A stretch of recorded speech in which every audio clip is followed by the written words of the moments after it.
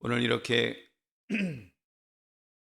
특별 새벽 기도회, 우리 고난주간 특별 새벽 기도회에 주님의 전에 나오신 또 영상을 통하여서 또 기도하시는 여러분들 위해 하나님의 크신 은혜와 복이 임하시기를 주님의 이름으로 축원합니다. 오늘 여러분과 함께 나눌 말씀은 어정쩡하게 서지 맙시다. 어정쩡하게 서지 맙시다라는 제목입니다. 여러분, 나폴레옹 시대의 그 영화, 전쟁 영화를 보면 막 총알이 빗발치듯이 막 날아다니고 막 대포알이 펑펑 터지는 중에 깃발을 높이 들고 저벅저벅 전진하는 그 병사를 보게 됩니다. 부대 깃발을 든 기수입니다. 전투 부대의 그에서 그 부대의 기는 그 부대를 상징하는 그런 의미가 있죠. 그래서 나폴레옹의 부대, 뭐 하니발의 부대, 이런 무슨 그 부대 하는 식으로 이제 그 기가 있는데, 당연히 적들은 그 기수를 향해서 집중 사격을 할 것입니다. 그렇게 막 그 총을 맞고 기수가 쓰러지면 또 다른 병사가 쓰러지는 그 깃발을 들고 또 저벅저벅 하면서 전진을 합니다. 그 부대의 깃발을 든 그 병사가 쓰러지는 거 보면, 야, 저거 전쟁에 저러다가 지겠구나, 그렇게 보이는데, 그렇게 깃발을 들고 전진하는 부대는 결국 그 승리를 합니다. 대승리를 거두어서 그렇게 깃발을 들고 정말 그 감격하면서 막 만세를 외치는 그런 장면, 감격스러운 장면을 이제 보게 됩니다. 여러분, 우리의 신앙생활도 마찬가지라고 봅니다. 믿음의 사람은 대적 마귀와의 전투를 벌이는 그리스도의 군사라고 할 수 있습니다. 당연히 나는 그리스도의 군사다, 마치 군대의 기수가 깃발을 들듯이 신앙의 깃발을 들고 당당하게 앞을 향해 나아가는 것입니다. 여러분, 근데 오늘 본문을 보면 당당하게 깃발을 들지 못해서 어정쩡하게 주님을 따르다가 비겁하게 배도자가 된 한 인물을 보게 됩니다. 그의 모습이 얼마나 측은하다 못해서 한심해 보이는지요.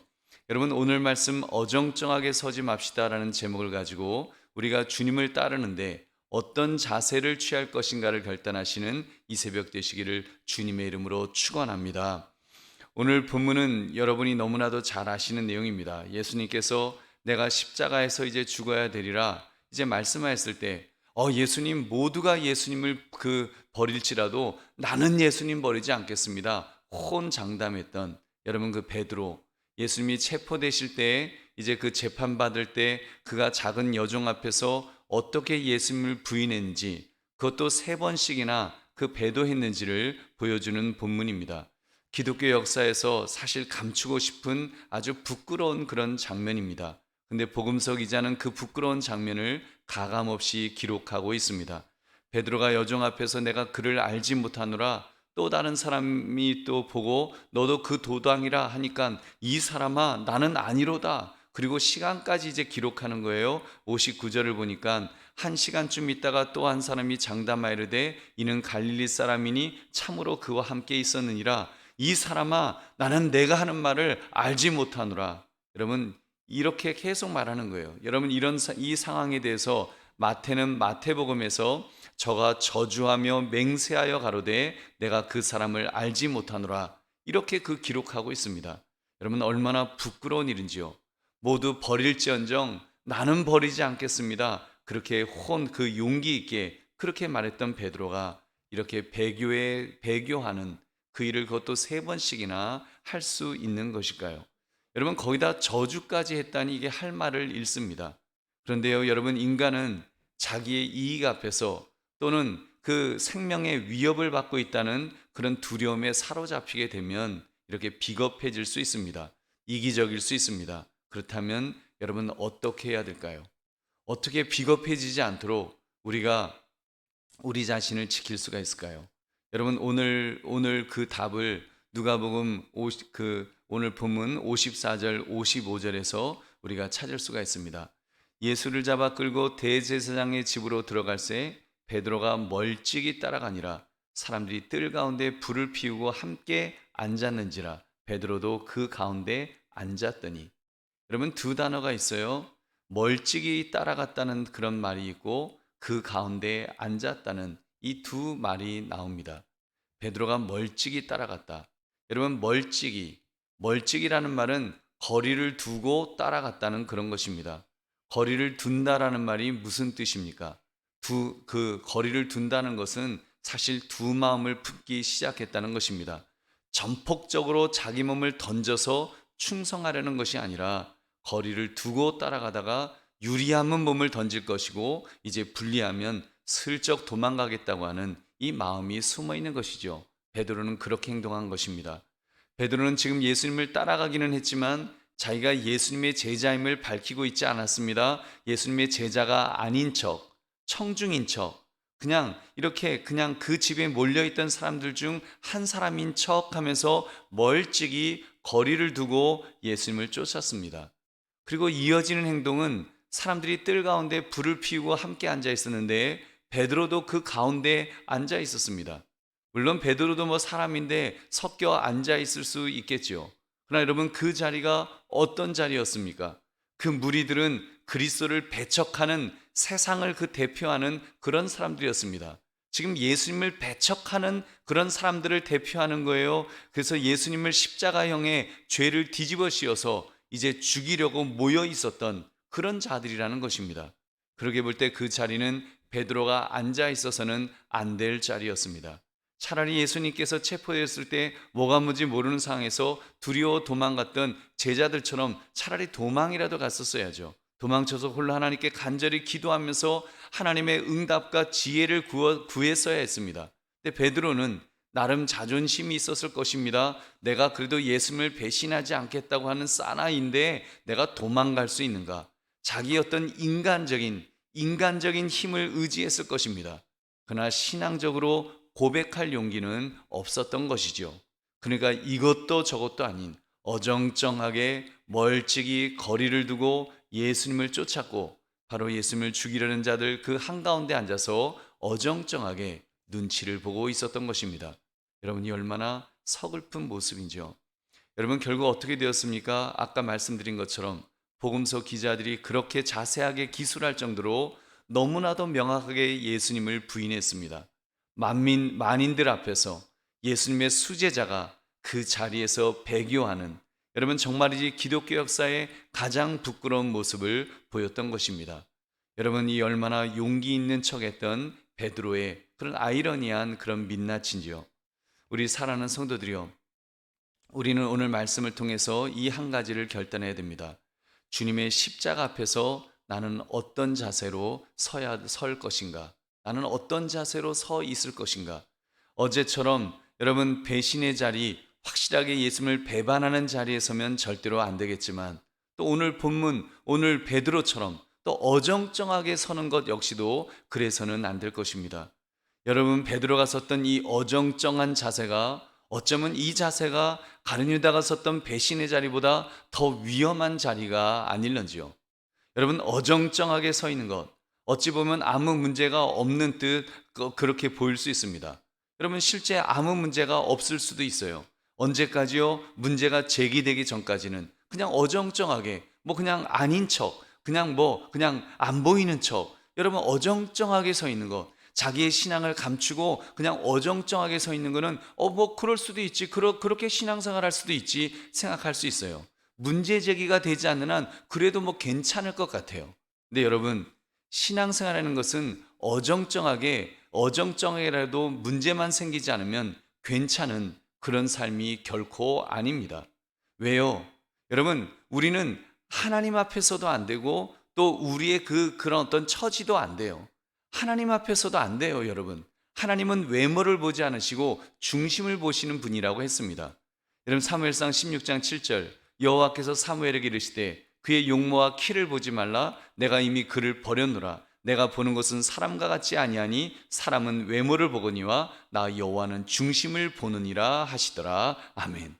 여러분 어정쩡한 태도, 사람들은 속일 수 있어요. 자기 자신들 속일 수 있어요. 어정쩡하게 아주 신앙생활 하는 것처럼 그렇게 보일 수 있어요. 그러나 우리의 불꽃 같은 눈으로 우리의 중심을 보시는 하나님은 속일 수 없는 것입니다.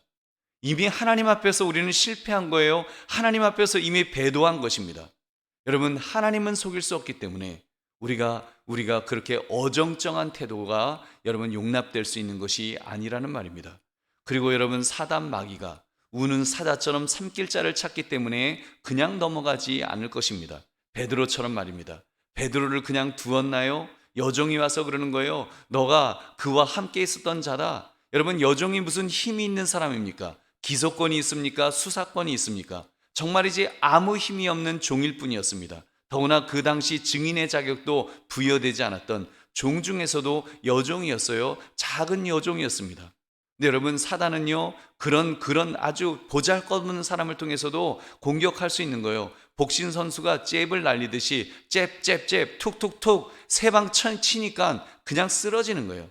베드로는 그 세 방에 그냥 뻥 하고 넘어갔습니다. 어정쩡하게 서 있었기 때문에 그 작은 잽에도 툭툭툭 치는 거에도 그냥 넘어가 버린 것입니다. 예수님을 모른다며 저주까지 했다는 사실입니다. 그리고 바로 그때 예수님께서 예언하셨던 대로 닭이 울었습니다. 61절, 주께서 돌이켜 베드로를 보시니 베드로가 주의 말씀 곧 오늘 닭 울기 전에 내가 3번 나를 부인하리라 하심이 생각나서. 여러분, 그렇다면 우리는 이 어정쩡하게 예수님을 쫓다가 배교와 같은 어처구니 없는 실패를 경험하지 않으려면 어떻게 해야 될까요? 여러분, 우리 두 가지를 결단합시다. 첫째는요, 자신이 믿음의 사람임을 고백하며 확실하게 나아갑시다. 여러분, 확실하게 나아가야 돼요. 서두에 말씀드린 대로 군대가 전쟁에 나갈 때는 군기를 높이 들고 나간다고 그랬습니다. 높이 들고 나아가는 이유는 그 군기가 높이 휘날릴 때 그 행위를 통해서 용기를 얻을 수 있기 때문입니다. 그 군기가 앞으로 가는 한 군사들은 전진하게 되어 있습니다. 근데 그 군기가 보이지 않게 되면 군사들은 동요할 것입니다.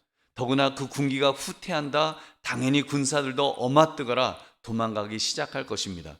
군기는 그런 것입니다. 군기는 그 군대가 나아갈 방향을 확실하게 보여주는 증표가 됩니다. 믿음의 사람 역시도 그렇게 살아야 될 줄로 믿습니다.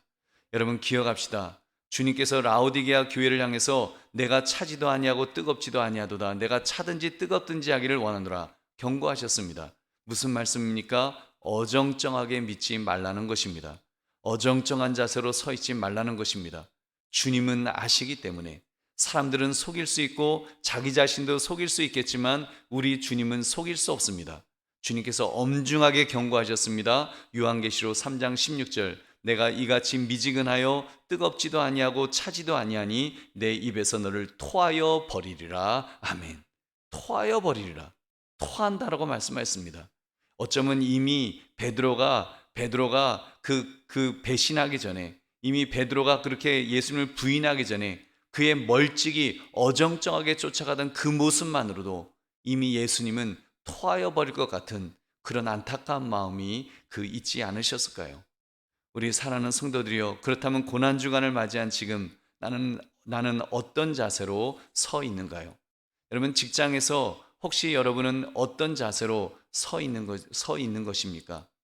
여러분, 나는 예수 믿는 사람입니다. 정말 우리가 그렇게 말할 수 있나요?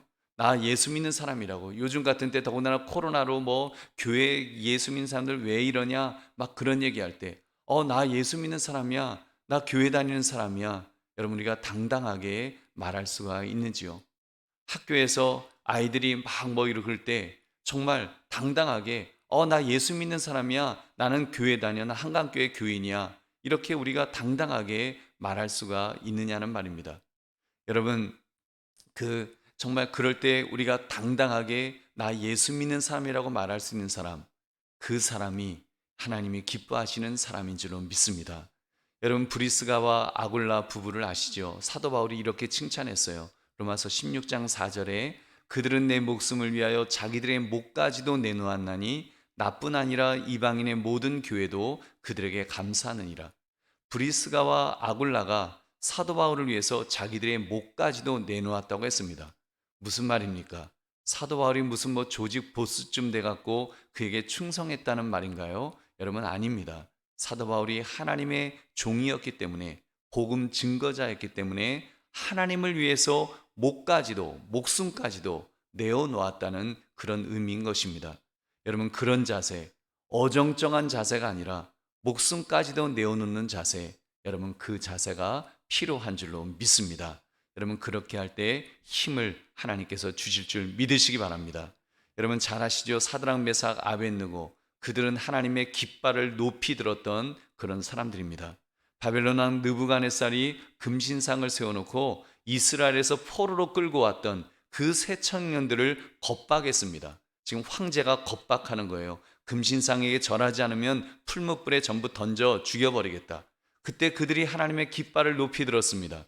어정쩡한 자세가 아니라 죽으면 죽으리라는 그런 자세로 똑바로 서 있었습니다. 다니엘서 3장 17절 18절, 왕이여 우리가 섬기는 하나님이 계시다면 우리를 맹렬히 타는 풀무불 가운데서 능히 건져내시겠고 왕의 손에서도 건져내시리다. 그렇게 하지 아니하실지라도 왕이여 우리가 왕의 신들을 섬기지도 아니하고 왕이 세우신 금신상에게 절하지도 아니할 줄을 아옵소서. 여러분 어떻게 되었습니까? 하나님께서 살려주셨습니다. 그들을 구원하심으로 하나님의 살아계심을 온 천하에 드러낸 줄로 믿습니다. 할렐루야. 여러분 그러므로 어떤 환경에서도 자신이 믿음의 사람임을 확실하게 고백하며 당당하게 살아가시기를 주님의 이름으로 축원합니다. 두 번째, 혹시 베드로처럼 실패하더라도, 여러분 베드로 실패했잖아요. 실패하더라도 회개의 자리로 돌아와야 됩니다. 여러분 베드로가 예수님을 3번 부인했을 때 닭이 울었습니다. 그때 베드로의 눈이 예수님의 시선과 마주쳤다 그랬습니다. 베드로가 어떻게 했을까요? 가룟유다처럼 자신의 비겁함을 자책하면서 극단적인 선택을 했을까요? 내가 사나이인데 내가 예수님을 그렇게 내가 부인할 수가 있어? 난 죽어야 돼, 난 살 가치도 없어, 자책하면서 자기를 비난하면서 그렇게 했을까요? 여러분 아닙니다. 성경은 분명하게 기록하고 있습니다. 누가복음 22장 62절, 밖에 나가서 심히 통곡하니라. 여러분 복음서의 저자들 마태와 누가는 베드로의 회개를 두 마디로 이렇게 진술했습니다. 심히 통곡하니라. 심히 통곡하니라. 여러분 이 단어는요 신체적인 통곡, 그냥 꺼이꺼이 울었다는 그런 말이 아닙니다. 그 울음 배후에 있는 회개의 괴로움과 관련되어 있습니다. 자기가 주님 앞에서 죄를 지었다는 깨달음과 죄에 대한 그 슬픔이 표현되고 있는 것입니다. 예수님 하셨던 말씀, 닭 울기 전에 내가 3번 나를 부인하라 하심이 생각나서, 예수님의 말씀이 생각나서 그는 그렇게 회개하며 울었다고 성경은 기록하는 것입니다. 그래서 베드로는 돌이키게 됩니다. 회개하게 됩니다. 여러분 그렇습니다. 참된 회개자는 여러분 2가지 지점에서 돌이킴이 그래서 이제 있게 됩니다. 그 첫째로요, 죄로부터 돌이키게 됩니다. 다시는 예수님을 부인하지 않겠노라고. 그리고 여러분 베드로를 보면은 그 이후 그가 얼마나 담대하게 복음을 증거했는지요. 여러분 그 이후에 더 무서운 그런 협박들이 있었습니다. 정말 사내들인 공의의 사람들이, 기라성 같은 정말 죽이고 살리는 권한을 갖고 있는 그런 사람들이 너 복음 증거하지 마, 너 복음 증거하면 죽이겠어 하면서 막 협박할 때 여러분 베드로는 담대했습니다. 다시는 예수님을 부인하지 않았어요. 그는 회개했기 때문에, 죄로부터 돌이켰기 때문에 적어도 내가 예수님을 부인하겠다고 하는 여기에서 이제는 완전히 돌이킨 모습을 그는 보여줍니다. 사도행전 4장 19절, 베드로와 요한이 대답하여 이르되 하나님 앞에서 너희의 말을 듣는 것이 하나님의 말씀을 듣는 것보다 옳은가 판단하라. 내가 복음 증거하는데 너희들 증거하지 말라고, 나 예수님 증거하지 말라고, 너희가 하나님의 말씀을 듣는 것보다 너희 말 듣는 것이 어느 게 옳은 건지 너희가 판단해 보라고. 그래서 담대하게 다시는 예수님을 부인하지 않는 그런 모습을 볼 수 있습니다. 둘째, 베드로는 회개하는 자로서 그리고 하나님께로 이제 향하게 됩니다. 주님을 다시 만나 요한의 아들 시몬아 내가 나를 사랑하느냐 물으실 때 내가 주님 사랑하는 줄 주님께서 아십니다 라면서 고백하잖아요. 그리고 다시 사명을 받았습니다. 그리고 평생 그 사명을 감당하는 자로 살아가는 모습을 보게 됩니다. 그는 주님만 바라보고 주님만 의지했습니다. 얼마나 용기 있는 복음 증거자로 살았는지요. 마지막에 그 전설에 의하면 십자가에 거꾸로 매달려 순교까지 하는, 그는 복음을 그렇게 증거하다가 정말 주님만 바라보다가 그렇게 그는 죽었습니다. 그의 회개는 그 이후의 삶 전부를 하나님께로 향하도록 그렇게 만들어 준 것입니다. 그의 마지막 그의 순교의 자리를 보면서 그가 얼마나 하나님을 향해 나아갔는지를 우리는 분명히 볼 수 있는 것입니다. 말씀을 맺습니다. 여러분 어정쩡하게 서지 맙시다라는 이 제목처럼 나는 어떤 자세로 여러분 있는지를 점검합시다. 특히 요즘 같은 시대에 여러분 정말 기독교인들은 사실 많지만 모두 어정쩡하게 서 있는 기독교인들만 여러분 있는 듯 싶은 그런 시대는 아닐런지요. 모두가 좀 어정쩡한 것 같아요. 목회자인 저부터도 어정쩡하고 장로도 어정쩡하고 집사도 권사도 정말 직분은 다 있는 것 같은데 좀 어정쩡하게 있는, 여러분 우리 주님께서 이런 모습을 보실 때 정말 어쩌면 우리 주님께서 정말 토하여 내고 싶다고 하는 그런 느낌을 우리 주님 가지시면 어떻게 되겠습니까? 여러분 이제 고난주간을 맞이한 지금 우리 나만이라도 정말 하나님 주님 저만이라도 제가 기독교인임을 고백하며 하나님 당당하게 살기 원합니다. 우리가 오늘 이 새벽에 이 고백을 할 수 있어야 되지 않을까요? 어떻게 서 있을 것인가? 주님, 내가 당당하게 어정쩡한 자세가 아니라 정말 이제부터라도 당당한 그 자세로 그렇게 살아가기를 원합니다. 그리고 혹여 예수님을 부인하는 또는 배신하는 부끄러운 죄를 지었다 할지라도 우리가 바로 회개하며 돌이키는 바로 그 골고다 언덕, 십자가 언덕에서 엎드려서 주님 나의 죄를 용서해 달라고, 나를 붙들어 달라고, 나에게 다시 한번 기회를 달라고 우리가 주 앞에 고백하면 주님은 우리를 다시 세워 주실 줄로 믿습니다. 여러분, 그러므로 어정쩡하게 서 있는 것이 아니라 확실하게, 단호하게, 담대하게 믿음의 사람임을 고백하며 살아가는 저와 여러분 되시기를 주님의 이름으로 축원합니다. 우리 함께 기도하겠습니다.